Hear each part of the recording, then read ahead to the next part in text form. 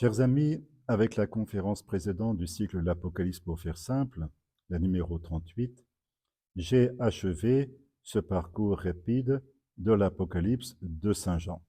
Ce cycle est donc maintenant achevé.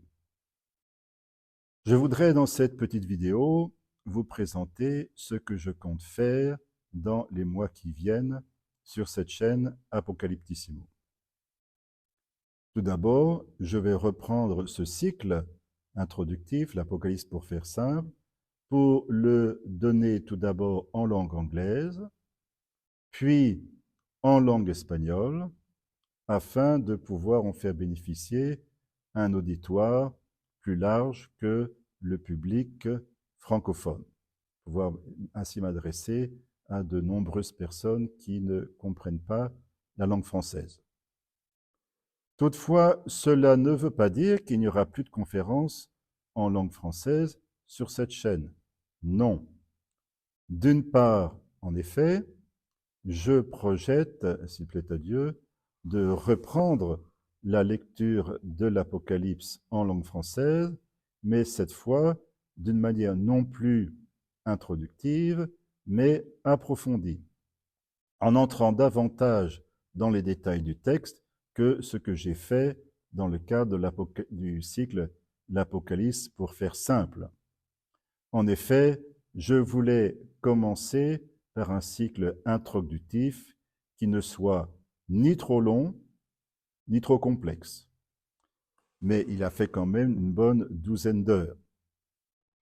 Donc, ce nouveau cycle qui demande une préparation de travail abordera des questions plus complexes, certaines un peu plus techniques, mais des points importants du texte de l'Apocalypse que je n'ai pas abordés délibérément dans le cycle introductif. À titre d'exemple, voici quelques questions que je n'ai pas traitées. On pourrait en mentionner d'autres, mais en voici au moins quelques-unes qui sont, à mon avis, importantes. Premièrement, est-il exact que le Christ apparaît comme grand prêtre dans la vision inaugurale du chapitre 1? Si oui, quel est le fondement de cette interprétation? Deuxièmement, que sait-on exactement des 7 églises d'Asie sur le plan historique? Troisièmement, la critique que l'Apocalypse fait de la consommation des viandes immolées aux idoles, dans les lettres à Pergame et à Thyatire, chapitre 2 de l'Apocalypse, ne s'oppose-t-elle pas à l'enseignement de saint Paul au chapitre 8 de la première épître aux Corinthiens? Autrement dit, est-ce que Jean ne défend pas ce que Paul, lui, accepte? Ensuite, pourquoi, après la vision inaugurale du chapitre 1, l'Apocalypse commence-t-elle par les lettres aux églises d'Asie, au lieu de passer directement à la vision du ciel, au chapitre 4? Certains disent que si on supprimait les lettres, on ne s'apercevrait peut-être même pas qu'elles manquent.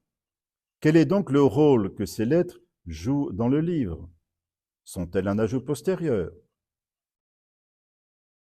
Ensuite, quelle est la signification symbolique des 2 chiffres du verset 13 du chapitre 11? 1/10, 7000 personnes, verset qui conclut l'épisode des 2 témoins. Par ailleurs, ne pourrait-on pas en dire plus sur le sens du mystérieux chiffre de la bête, 666, en chapitre 13? Enfin, quelle lumière le livre des Actes des Apôtres peut-il jeter pour interpréter certains passages de l'Apocalypse? Alors, bien d'autres points à approfondir mériteraient d'être mentionnés, ce que je n'ai pas fait consciemment dans le cadre du cycle L'Apocalypse pour faire simple. Je compte donc publier plus tard un nouveau cycle de conférences en français.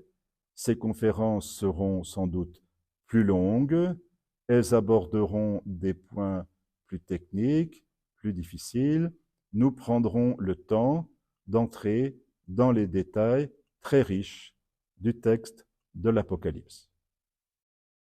Ces conférences seront destinées principalement aux personnes plus motivées, ceux qui souhaitent entrer davantage dans l'intelligence du texte.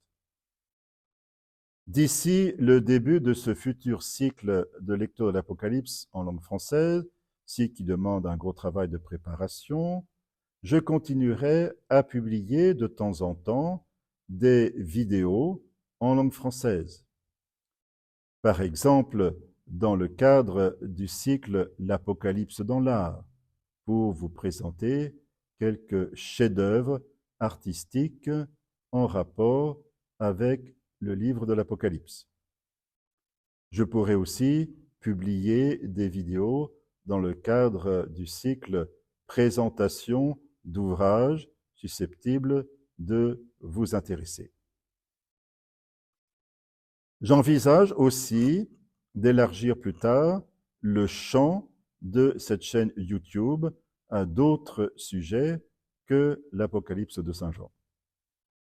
Je vous suggère donc de rester abonné à la chaîne Apocalyptissimo afin que vous soyez informés de la publication des nouvelles vidéos sur cette chaîne.